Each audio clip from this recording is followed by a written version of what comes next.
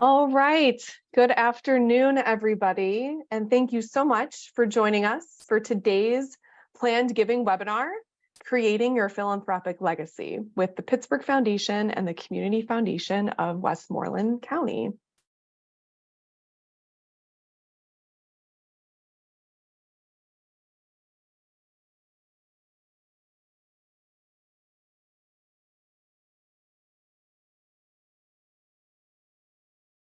So before we get into the presentation today, there's just a couple housekeeping items I want to go over.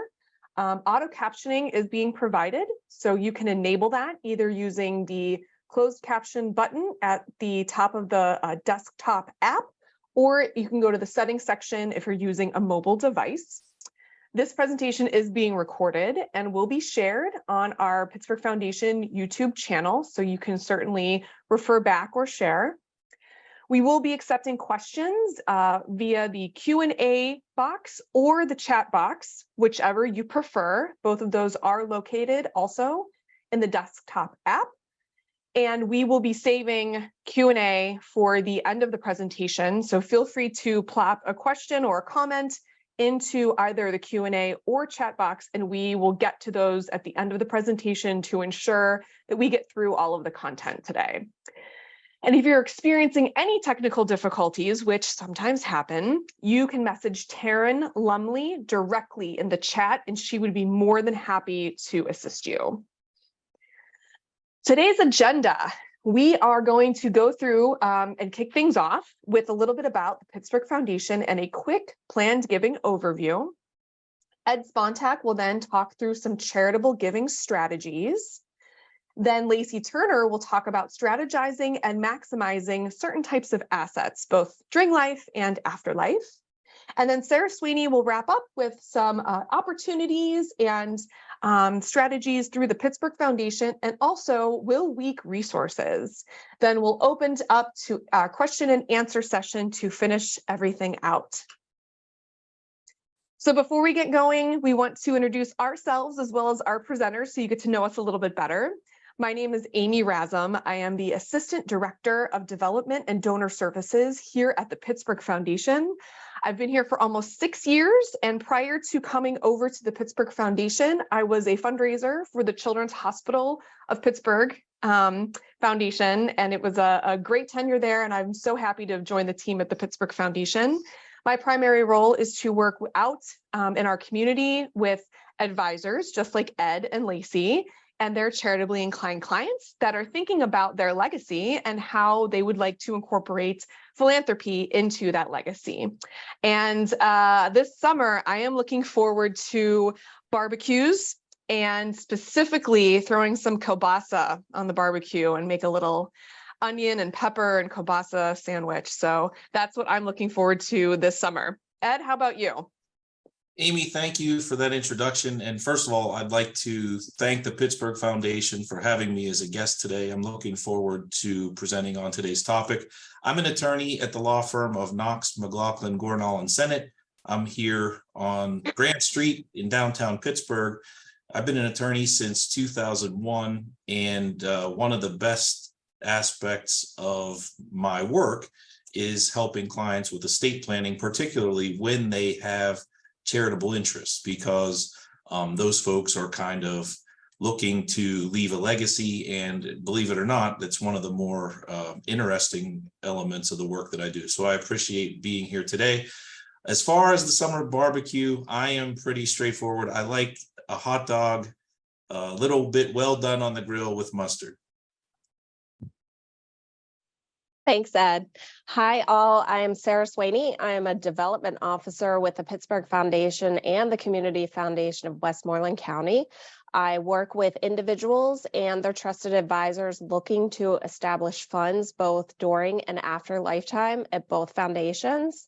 And prior to joining the foundation a little over a year and a half ago, I worked in frontline fundraising at a few nonprofits in town, most recently coming from 412 Food Rescue. I would say my favorite barbecue item that I'm most excited about is fruit and any fresh cut fruit and fruit salads. All right. Hello, everyone. First off, thanks, of course, to Amy, Sarah, and the whole foundation for having me today. I'm very excited to be able to present for all of you. My name's Lacey Thurner, and I'm a planning specialist and senior wealth strategist for the Strope Financial Group at UBS Financial Services. So I've been with UBS for about 10 years now, and in my role, I regularly am working with clients and their families on developing in-depth financial plans that incorporate their individual goals both now and as part of their legacy planning down the line. So as you can imagine, charitable conversations come up pretty frequently during those planning discussions, and I, of course, will be happy to talk with you about those today. So as for what I'm looking forward to as we head into the summer picnic season, I can pretend that I don't eat it all year round. We can all pretend that, but I'm actually really looking forward to some good ice cream. Thank you all so much for those introductions. And now that we are all sufficiently hungry, let's set the stage with a little bit about the Pittsburgh Foundation. Like I said, Sarah and I work in the community with advisors just like Ed and Lacey, and we're so thankful for them to take their time and share their expertise with us today. The Pittsburgh Foundation's been around for almost 80 years. And in that 80-year time frame, the Community Foundation of Westmoreland County actually came under our umbrella in 2015, which combined, we have over 1.46 billion under asset management, and we're currently at over 2,500 component funds. The thing about the foundations, and something that is a little bit different than if you were to open a fund, say at Fidelity or another big bank model, is that all of our funds are permanently endowed. So that means whether you start a donor advised fund during your life, or you decide to add a charitable component into your estate plans and list the Pittsburgh Foundation perhaps as a beneficiary, when that fund is established, that is invested to grow over the forever time horizon. And we at the Pittsburgh Foundation ensure that your donor intent will be met during your life and then well after your life. So just like Ed and Lacey work with their clients on crafting an estate plan, crafting that financial plan, we at the foundation and the Community Foundation of Westmoreland County work with our donors to craft their philanthropic plan. And really, we work all together with their advisors to make sure that their philanthropic legacy is continued forever and ever. The other really nice thing about the foundations is that we do have a donor services staff. So if you were to open a fund during life or even have a planned gift with us, you would have access to our grant making expertise. And as you can see, just in 2021, we made $60 million in grants out back to the community. And the majority of that was coming from our donors. About 60% of those grants were recommended by donors that are currently living. But on top of that, we have a myriad of donors that say, you know what, during life, I'm good with my philanthropic journey. It's afterlife that I would really like to come up with a plan and ensure that these organizations that I care so much about are going to receive support well into the future. And that's really where Ed and his expertise, as well as the rest of the estate advisors that we work with, come into play and talk through some various types of plan gifts. Now, from our standpoint at the foundation, the most frequent gift that we see as far as plan gifts are concerned are bequests. That I would say that is definitely at the top of the list as far as the most frequently used. However, and we've seen an uptick in this as well, folks naming the Pittsburgh Foundation or their fund at the Pittsburgh Foundation as the beneficiary of something like an IRA, a 401k, and Lacey is going to go into much more detail around what the pros and cons of that looks like later in our presentation. We also, of course, have annuities, charitable remainder trusts, and charitable lead trusts. And I am not the expert to talk about those, but luckily, Ed is on the call and he is going to go into some great charitable giving strategies. Ed, take it away. Amy, thank you. You saw on the last graphic that there are any number of estate planning mechanisms that can be used to employ your charitable giving strategies. And I'm going to give an overview of some of those here in a moment. But before I do, very big picture as it pertains to charitable giving, both during your lifetime and in your estate plan. I know that a lot of you listening right now have charitable intentions. Some of you have already established donor advised funds or scholarships with the Pittsburgh Foundation. Still more of you are probably giving to charities that you hold important on an annual basis, and that is very common. And so folks will come to me and they're preparing their estate plan, say, I want to continue to hold that charitable interest as an important element of my estate plan. As you'll see from the mechanisms that we go through, it can be very simple, as Amy indicated. Bequests, put in my will, I leave X dollars to such and such a charity. That's very simple. The reason that we would sometimes employ these more, I'll say, complex mechanisms, and it's no secret here, tax issues. You can potentially, by employing the tax strategies that are available to us, have a bigger impact in your charitable giving, have more of your assets end up at the charity of your choice or in your donor advised fund, as opposed to it going to the tax collector. Almost everyone that hears that says, oh, I would rather my charitable organization get it over it being paid into taxes. And so when you're dealing with these issues, oftentimes you'll be talking to your attorney and your financial advisor or your CPA. And when you're dealing with an organization like the Pittsburgh Foundation, they have a sophisticated and knowledgeable group that can work with your other advisors to maximize how your charitable giving will unfold. And so when I'm talking about tax issues, and I'll make this quick because I think it's for purposes of this conversation, it's obviously enormously complex because we have federal estate tax issues, which will be at issue for certain people. We've got, of course, income tax issues, capital gains taxes, and here in the Commonwealth of Pennsylvania, inheritance taxes. If you're lucky enough to live and reside in the Commonwealth, it's one of the few states that has a Pennsylvania, strike that, a statewide inheritance tax.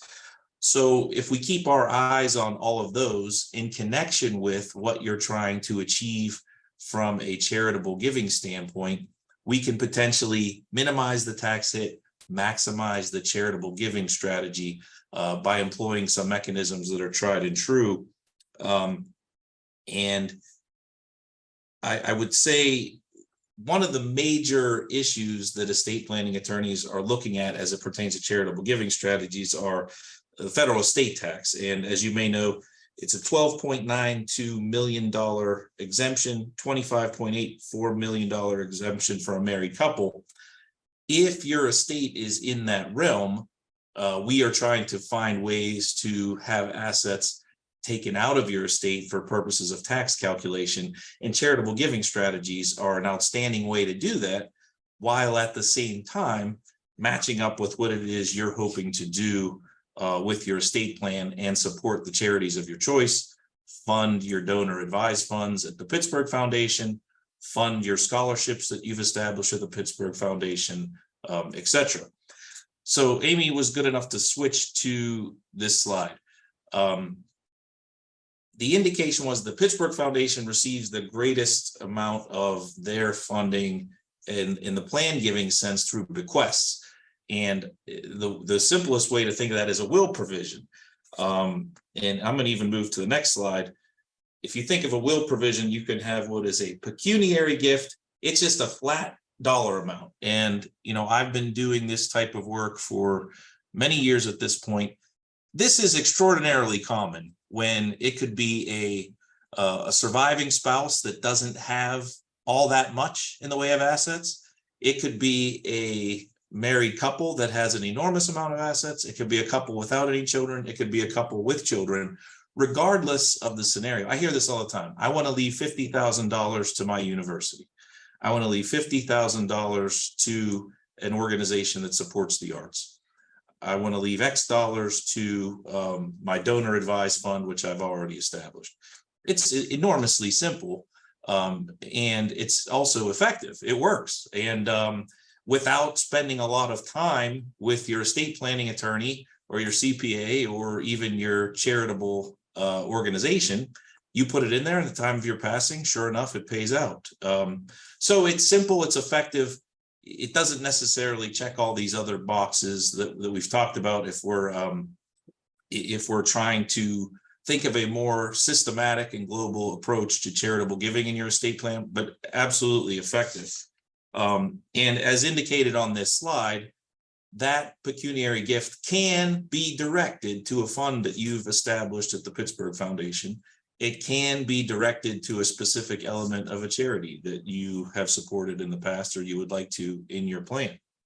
If we move on to gifts of specific property, that would be the next slide.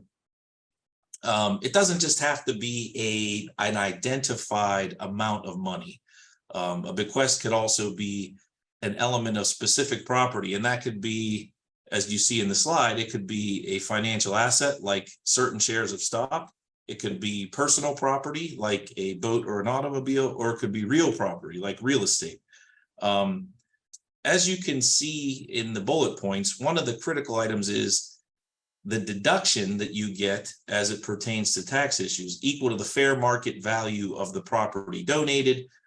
You have to make sure as the planning attorney or the attorney handling the estate that you have properly valued the asset for purposes of IRS reporting. That's real simple in the instance of, for example, the stock as identified in the example, but it can be more difficult if you're talking about artwork or real estate or other items of personal property. And the next slide deals with residuary gifts, the residue. That is to say, everything left in my estate, everything else, the residue of your estate is a catch-all provision. You can use that catch-all of your estate plan or your will to have a charitable outcome. That is to say, you know, I give A, B, and C, I give specific gifts, pecuniary gifts, I give specific gifts of property, and of all the remaining assets of mine, I leave X% to my fund at the Pittsburgh Foundation. I leave 20% of all of my assets to the charity of my choice. I see this all the time. It's another simple and effective estate planning mechanism. And as you can see in the bullet point, deductible for estate and inheritance tax purposes. So those are strict bequest items that are typically included in a will. In some instances, we would have a trust that would carry out those same mechanisms. The next mechanism in the slides are life insurance. This is also an effective and a relatively simple way to be charitable with your assets. The two main ways that you would see this accomplished is you as the donor fund the policy and the charitable entity is the owner of the policy. The other way that we often see it is the charitable organization or your fund at the Pittsburgh Foundation, for example, could be identified as the beneficiary. Extraordinarily effective. I'll give you a very quick plus and minus to this. Some don't like it because the insurance policy itself has inherent tax advantages. Perhaps this isn't the best asset to use if we're looking to maximize bang for your giving and eliminate tax implications. Other folks, on the other hand, they like it because you could potentially fund a very large gift upon your passing with what is perceived to be relatively lesser outlays during your lifetime.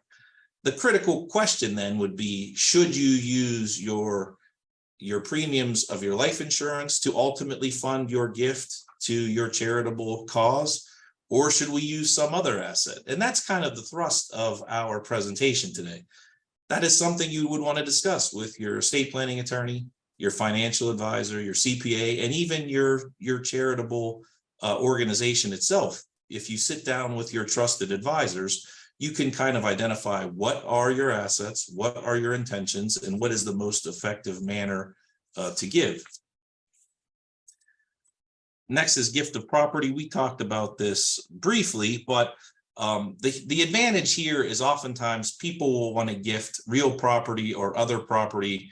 You are able to eliminate a tax consequence as it pertains to capital gains. So if I use the example here in Pittsburgh, you see a lot of folks that bought a house 40, 50 years ago.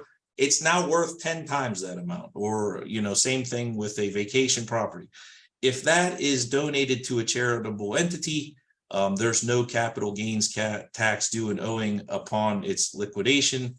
That is a way to kind of magnify your charitable giving. You eliminate the tax element of it. We can skip all the way to the charitable gift annuity. The charitable gift annuity is a contract between the donor and the charitable entity. The contract basically states, I will give you X amount today, and you agree to give me an annuity payment over time. You get a partial tax deduction for your donation. This is something you'll oftentimes see with very large nonprofit entities, universities. If you have a small charitable entity that you like to support, perhaps less likely, because they're agreeing to pay you an annuity. It's a lot of, how shall I say, administration. So universities and large charities are equipped for it. Not every organization is. If you flip to the next slide, we see the calculation of the tax benefit.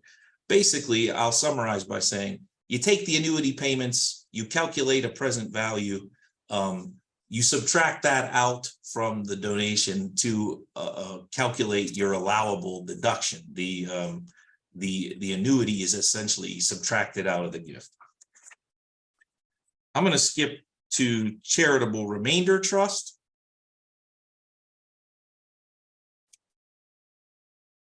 And let's go all the way to the graphic, which is the next slide. A charitable remainder trust, and it even says in the slide, charitable remainder annuity trust. It has similarities to the last instrument that I referenced, but whereas the annuity itself is a contract, charitable remainder annuity trust, you are setting up a trust. You as the donor puts assets into the trust. Then what happens? Payments go out from the trust over time to the donor or someone that the donor has identified, oftentimes the next generation. And then at the passing of the life of a certain individual, the charity gets the remainder. The assets that are transferred to the trust are not subject to estate taxes upon death. There could be income taxes on the payments. Generally, this is not for income tax reduction issues. This is for a reduction in estate taxes upon your passing. So if you are someone who says, I want to make an impact, I want to take this asset that is sitting here as wealth but not income, you can put it into a trust and turn it into income. You take it out of your estate for purposes of estate taxation, and the charities really like it because upon your passing, it happens down the line. Typically, there is a significant asset in the trust which can pass to the charitable organization, which can pour into your donor advised fund. If we go to a charitable lead trust, and we're going to skip to that and go all the way to the graphic slide, if you would be so kind. Some people look at it as the other side of the coin of the charitable remainder trust, because the same thing, you set up a trust, the donor pays assets into it. During the lifetime of the donor, assets are paying on almost an annuity basis to the charitable organization, which they're happy to have that stream of income over time, regardless of whose lifetime it is. Upon the passing of the donor or the life that has been identified, as you can see with the arrow that passes, that's numbered 3, the charitable remainder goes back to the family member or the designee of the donor. So it's an effective, it's an effective tax planning mechanism. The charitable organization gets the benefit of the income stream. That takes income tax off of your plate because the charitable organization doesn't own it. It takes assets out of your estate and puts it into trust. And potentially, and there's some interesting gifting calculations and so on that have to go on. There can be a significant benefit at the end. The reason that I speak about this in broad terms is, as you can see, I'm not offering legal advice for any given member of our audience today. Rather, this is a case-by-case scenario. What are your charitable intentions? What assets do you have? How do you intend that this will unfold to best impact your charity, to best impact your tax implications in your estate plan? And this is my transition because we have Lacey Thurner here on the phone.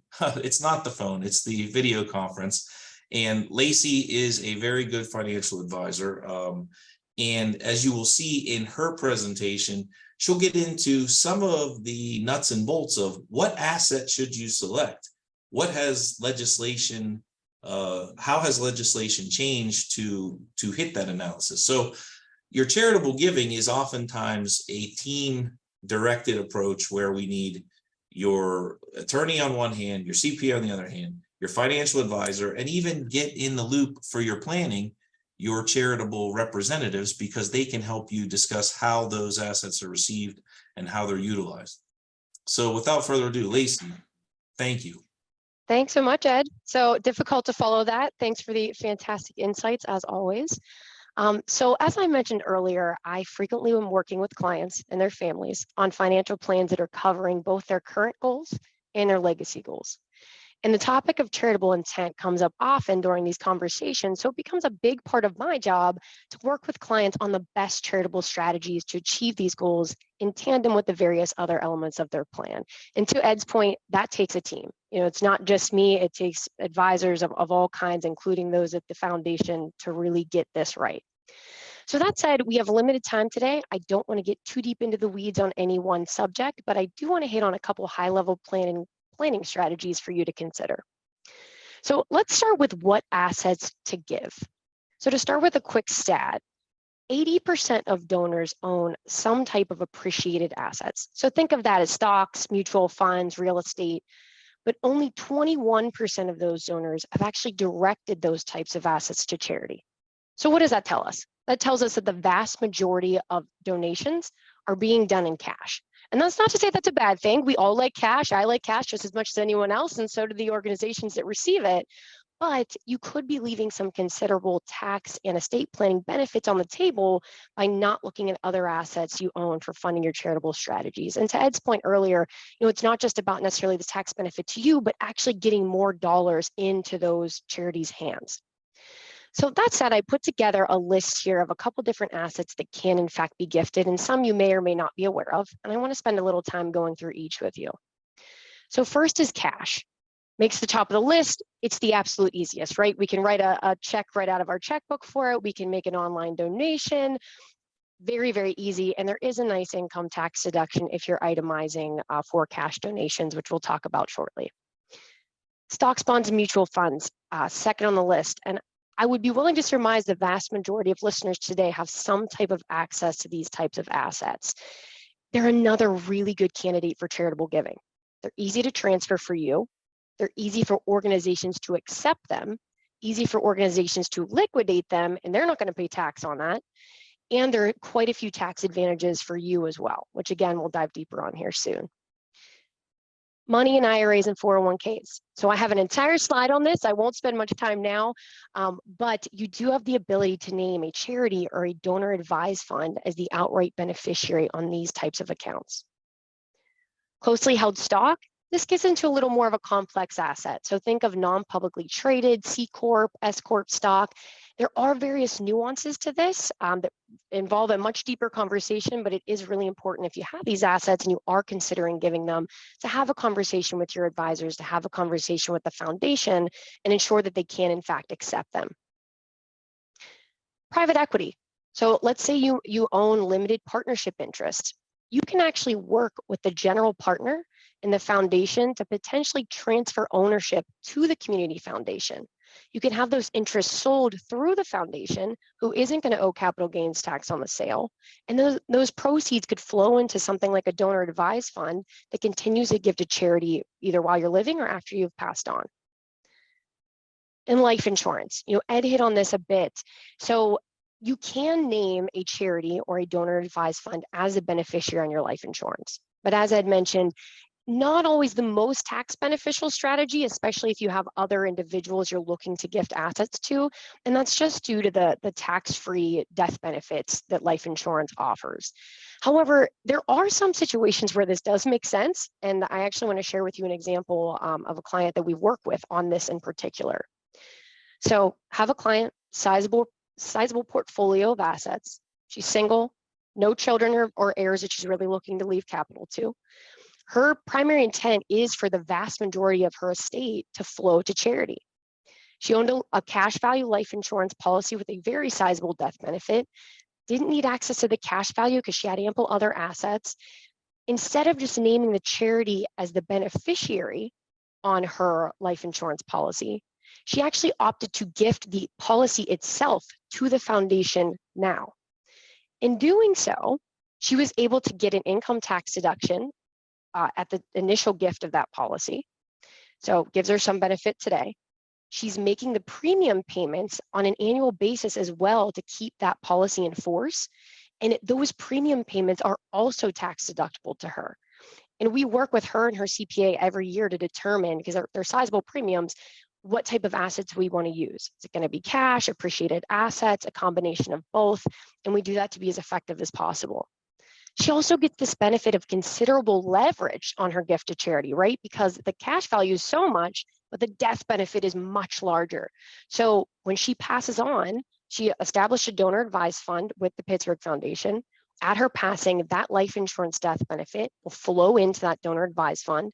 She talked with the foundation about creating a memorandum that outlines exactly how she wants that to be governed after her passing.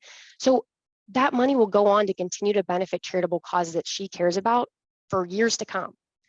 So by giving this policy, she achieved considerable benefits. And again, not for everybody, this is a more niche situation, but it certainly can be a good strategy depending on your situation. And last but not least here on the list, we've got real estate. So 30% of an individual's wealth is often in real estate. I'd argue probably 30% or more. And the value of our homes, our vacation homes, our rental properties, whatever it may be, they can grow considerably over time. And if you're looking to sell some of this property, especially if it's property that's not your primary residence, that may be subject to some capital gains tax exemptions, we can get dinged with a pretty big tax bill upon the sale. So if you have real estate and you're considering gifting to charity, you could again look to actually sell that asset. You could gift it to the foundation, sell that asset within it. They don't pay any capital gains tax. You've gifted to charity. And again, those proceeds could flow into something like a donor advised fund and give to charity over time. There are various other strategies as well to use real estate. It's not just donor advised funds. Ed talked about quite a few trust strategies. So be mindful of that.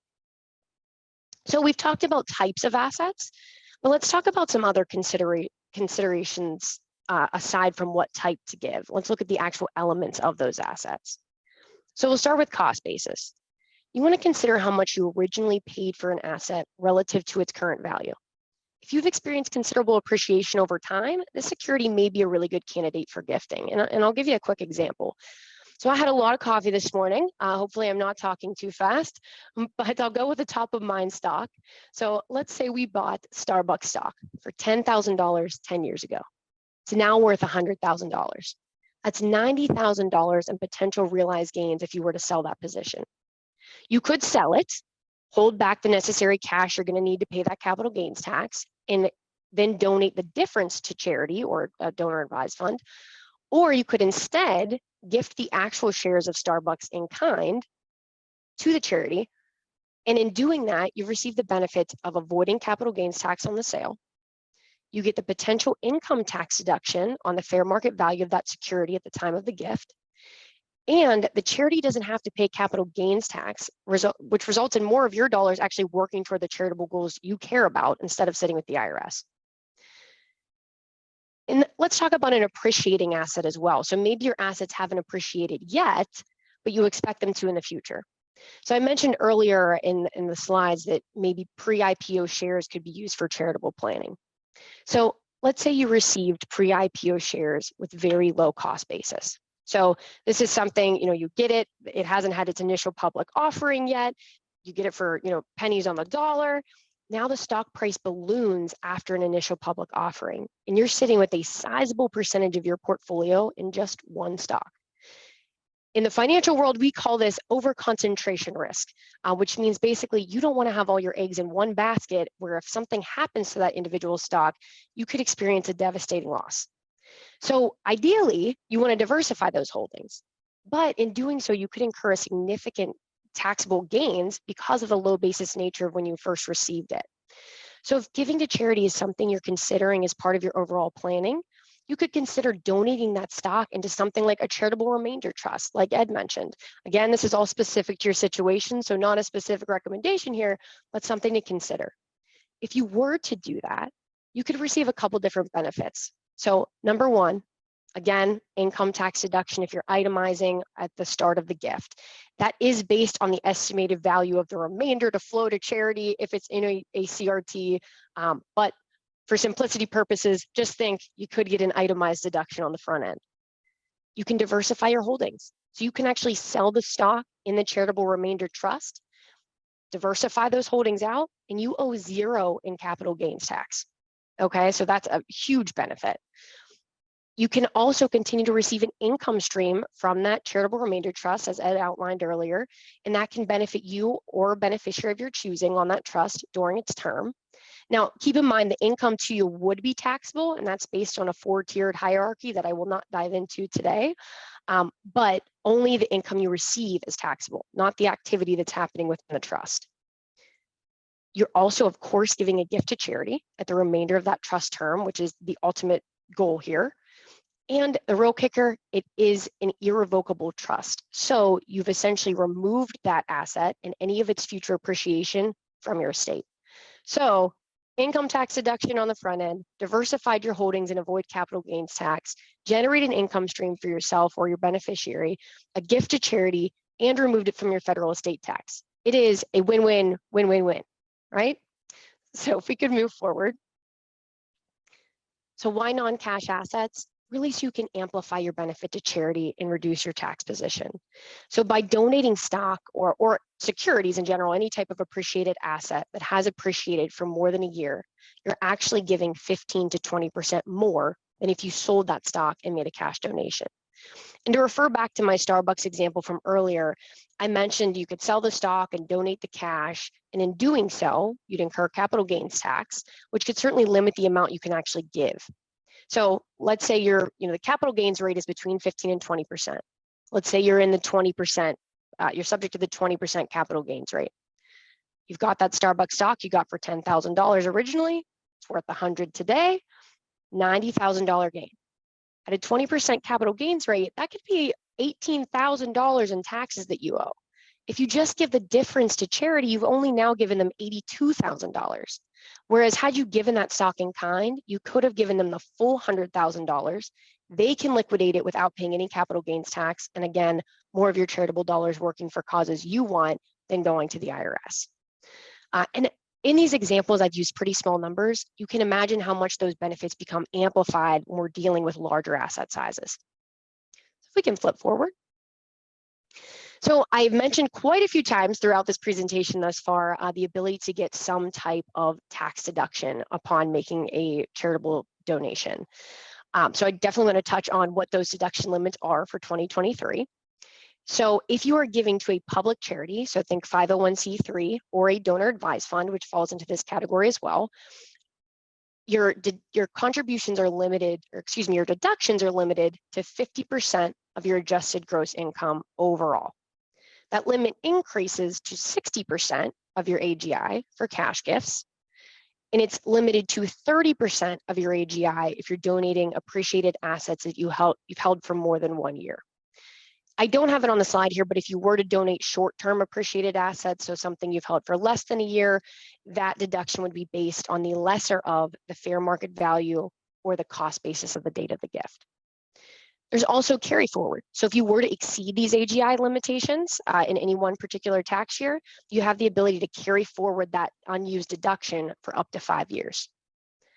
And just a quick note here for donations to private foundations, the deduction limits do differ. They're actually a little less. So it's only 30% for cash donations and 20% for long-term appreciated assets. Okay, so we can flip forward. I do want to switch gears here a bit. We've talked a good bit about the types of assets you can use, and most of those would be focused on non-IRA, non-401k type assets. But I do want to chat with you a bit about ways you can utilize your IRA or 401k or other qualified plan funds. So I'll start with an easy but often overlooked strategy for gifting to charity, which is simply naming the charity or the donor advised fund as a beneficiary on your IRA. So in doing this, it's as easy as contacting your advisor, going online, making a beneficiary change, right? It can make a ton of sense, and especially in light of new legislation that was passed through the Secure Act and the Secure Act 2.0. So basically, the Secure Act changed the rules for required minimum distributions on non-spousal inherited IRAs. Prior to this legislation, if your non-spouse beneficiary inherited an IRA, they did have to start taking required distributions each year, but those distributions were stretched over their life expectancy. So that tax hit wasn't overly burdensome. After this legislation was passed, however, RMDs must be completely distributed within a 10-year time frame, which forces that ordinary income tax onto your beneficiary at a very quick rate. And if your beneficiary is in a high income tax bracket, that can be a huge tax hit to them. So if you have other assets that you can utilize to maybe give to those individuals, and you want to give capital to charity as well, you could opt to name the charity as that beneficiary, and they're not going to take RMDs. They're not going to pay tax on IRA distributions or on liquidating those IRA assets. So more of your capital, again, going to that organization or that donor advised fund instead of hitting your beneficiary with a significant tax bill. So this on the slide, it does say we can leave charity outright. That's absolutely true. You can make the charity or donor advised fund your primary beneficiary, your contingent beneficiary. You can do it in different portions as well. It can be in totality, it can be in part. And one quick note before we move forward here, if you are going to name a charity as the beneficiary in your IRA, or name them in your will, or name them in a trust arrangement, wherever they may be named, it's really important to let the organization or the foundation know. That way they can anticipate the gift, they can be prepared for that gift, they can talk with you about how you want to manage it going forward, especially if it's a donor advised fund. So really important to make sure they're aware. So we can flip forward. And one last topic I wanted to hit on with you, and this is Will Week, so I know we've been focused more on estate planning strategies as we should be, but this is a strategy that I don't know that everyone is fully aware of, and I think it can be really beneficial. So it's called qualified charitable distributions. If you are interested in giving while living, this can be a really nice tax advantage strategy for you. So once you hit required minimum distribution age, which is now actually extended to age 73, per the Secure Act, and will actually be 75 starting in 2033. But once you hit that age, you are required to distribute a certain amount of capital each year from your IRA. That's your required minimum distribution. That distribution is taxable to you fully at your ordinary income tax rate. If you plan to give to charity and you do not need the capital for spending, you can actually make an outright request directly to charity from your IRA, and they're not going to pay any tax on it. And that income that you've distributed is not taxable to you either. So a couple caveats to this. Number one, the charity has to be a 501c3 public charity, and that does not include a donor advised fund. There are some other ways that you can give to, like the Pittsburgh Foundation, for example, but you'd want to work with them on that. It has to be unrestricted, maybe a scholarship fund, different ways to do it, but it has to be a public charity. It does have to be in cash. So we've, of course, talked about other assets you can use, and while those can be very favorable in this instance, it does have to be a cash donation. You have to be 70 and a half or older. So while the RMD age was moved up to 73, this age is still 70 and a half. And the maximum amount that you can contribute from your RMD is $100,000 per year. And that figure will start to be indexed for inflation starting in 2024. And that was another element of the Secure Act. And the good thing is you do not need to itemize to take advantage of this. It strictly will be removed from your taxable income if it goes to charity. And that wraps it up for me. I'll turn it back over to Amy and Sarah. Thanks, everyone. Now we're going to shift gears a little bit and move on to how the foundation can support you and your clients, as well as some of the resources that we've been sharing today about Will Week. So the Development and Donor Services team at the foundation works with individuals and their trusted advisors to discuss fund options and how they will meet your charitable goals and work with the assets that you want to use both during and after your lifetime. Whether you're looking to streamline your giving, be strategic about the types of assets and vehicles that you want to use, or a combination of these goals, we have many fund types for individuals and families to consider. We talked a lot today about donor advised funds, but know that there are other options as well. We're here to be your philanthropic resource in the community and to assist you in your plans. So while we're focused a lot on the resources during this webinar that talk about giving after lifetime, we want to recognize that many of the people joining us today have active funds and may want to consider a future purpose or discuss how you will carry out that philanthropic legacy when you're no longer here. So let's consider the process for how we set up plan gifts at the foundation.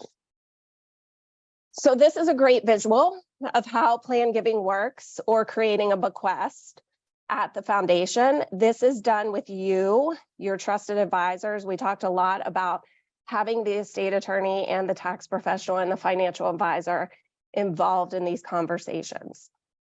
So your advisors work to recommend the assets that are best suited for your estate plans, while the foundation can help you identify your charitable intentions. Your philanthropic goals are outlined in what we call a memorandum of understanding, which is revocable, meaning you can update it, these plans may change, and that is not a problem. Okay, next slide, Amy. And then, so what happens when you're no longer here? We receive the assets at the foundation, your fund is established, and that support is used and granted out in perpetuity to help fund those intentions that you had outlined with us. So we want to touch on a little bit of information that you may have already received. We discussed a lot about IRA assets today. We have a number of stipulations when gifting for charitable purposes, and often we hear direct to charity, but you have a number of options to consider when establishing or growing your fund at the foundation, such as a designated fund, a field of interest fund, an unrestricted fund, or even a combination of these funds. So all make meaningful impact on both the charities you are drawn to support and the challenges facing the region where many of us call home. Recently at the Pittsburgh Foundation, we announced our strategic priorities, and you can see here the areas where we will be emphasizing our foundation directed grant making. We've outlined these 5 key areas that we're committed to support so that we can achieve a more equitable, just, and prosperous region. And so we'll be focusing our foundation directed grant making there. But some of you have active funds and you may already be supporting these areas. So just know that you can amplify this work and consider creating a fund now or at the time of your death to support these areas. And we will be sharing more information about that in the coming months. But I also encourage you, if you have an active fund with us, to engage with our development and donor services team to find out more about how you can amplify your giving. For many of you that have a donor advised fund, you may consider the future purpose. And please discuss this with your development and donor services team to help guide you through how that fund's going to operate when you're not here or willing to advise on the fund. And finally, Will Week. So this is a new initiative at the Pittsburgh Foundation and the Community Foundation of Westmoreland County. We want to provide our donors with a number of resources, not just this week with the webinar, but also throughout the month of May. So you will be getting email communications to donors and our advisors, as well as please check out our website. We have a number of resources, as well as this webinar, which will be recorded and you can access in the future if you want to refer back to it. So thank you all for joining us. And now we're going to wrap up with some key takeaways. Thanks so much, Sarah. So really, in the time we have left, just want to hit on a couple things that our trusted advisors talked about today. Really analyze and think about your charitable intentions, both during and after your life, whether that's making a list, working together to figure out what that looks like. Again, folks like us at the Pittsburgh Foundation are happy to brainstorm with you. Consider your assets, make them strategic, make them efficient. Create a plan with each one of your advisors. We really find that the best and most valuable charitable plans come together when everyone's sitting at the table. And to Lacey's point, communicate that plan. As a charity, yes, we love surprise bequests. It's a surprise gift. That's fantastic. But sometimes, especially for smaller charities, that can actually be more hurtful than helpful for them. So if they knew in advance that they should be expecting a gift from an estate down the line, that really does help them be able to plan for that a little bit more effectively. Think about fund options. Like we talked about, there are many different options when it comes to charitable giving. It's not one extreme or the other. It's not starting a private foundation or just giving outright to a charity. There are all kinds of options in the middle, depending on your particular situation, like Lacey and Ed both highlighted. And really think about your successor advisors. Do you want to get your kids involved? Is this something that you would like to take on a multi-generational journey? Think about that future purpose, because that also helps in the planning of what you're going to do down the line to move forward your philanthropic goals. So we did have some questions come through, and I'll just take them in the order that they came in. Can a pecuniary gift be a percentage, Ed? I have someone in the audience trying to stump me. I'm thinking back. I think that if you're defining it as a pecuniary gift, the definition is you're setting a dollar amount on it. And then when I said a residuary gift, you're taking all that is left and giving a percentage of it. So not to confuse the terminology, I think the strict answer to that question is no. What I would also say is, what I would typically do with a client is say, tell me what it is you want to accomplish. And then we kind of look at your assets, look at your intentions, and then how do we carve this out and make sure it is effectuated in your documents? And those are the types of conversations I have all the time. Folks say, well, should I leave X dollars? Should I leave a certain percentage?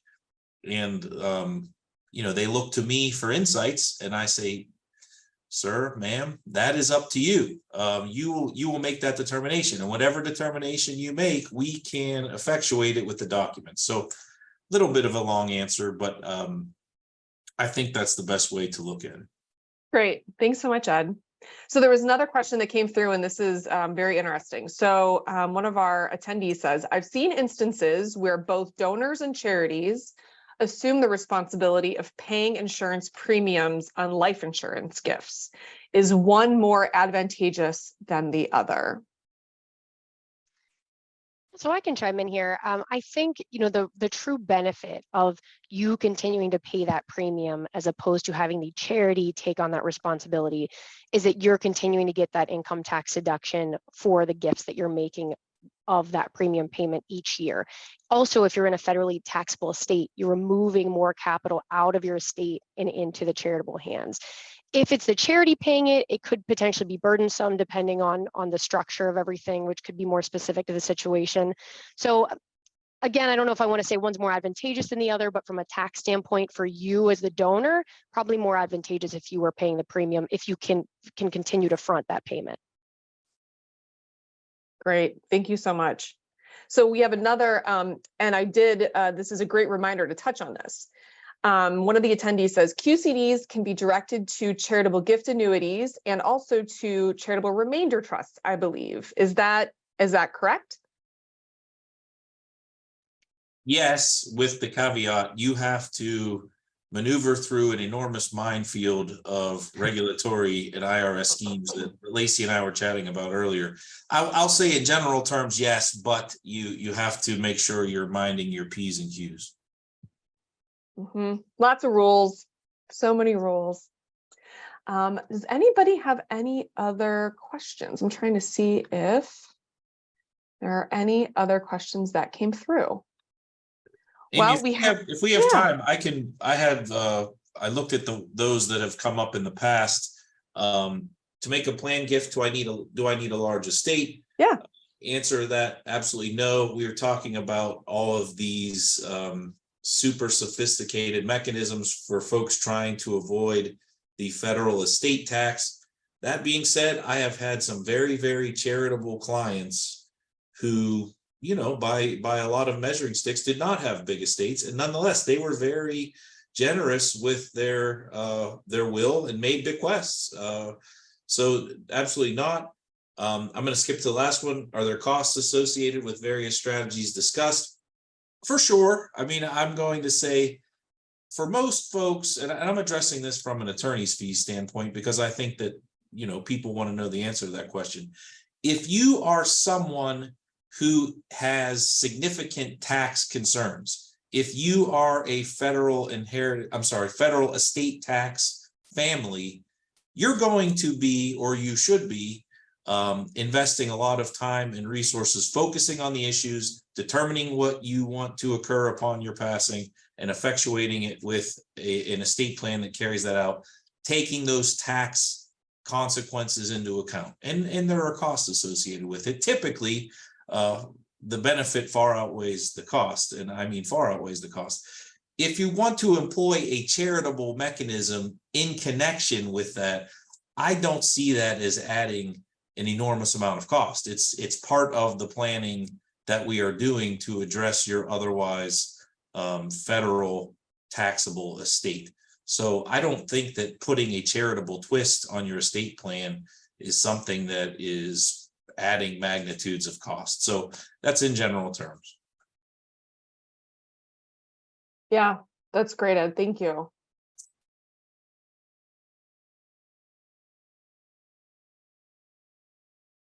We have a real life example that came through the Q&A that I'll just share because I think it's a great question.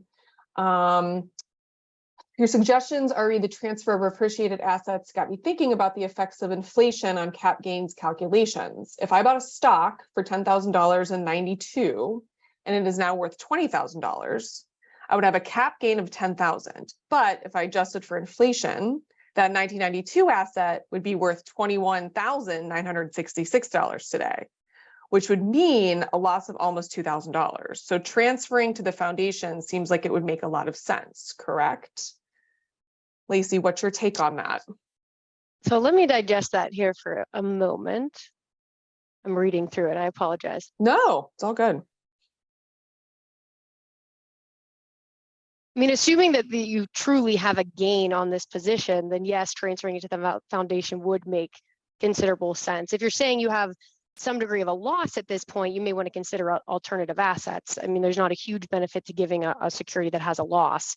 You, in that case, may be better off to sell it, take the loss so you could offset that against gains, and then gift a different asset or gift cash. That's very interesting. Well, all right, everyone, we are at 59 minutes. I thank all of you so much for taking time out of your day to join us today and be a part of our plan giving webinar. And as always, please do not hesitate to reach out to myself, to the Development and Donor Services Department at the Pittsburgh Foundation, and of course, Lacey and Ed, thank you again for your expertise and taking the time to be here with us today. So everyone take good care, enjoy those summer barbecues, and hopefully talk soon. Thank you. Thanks so much.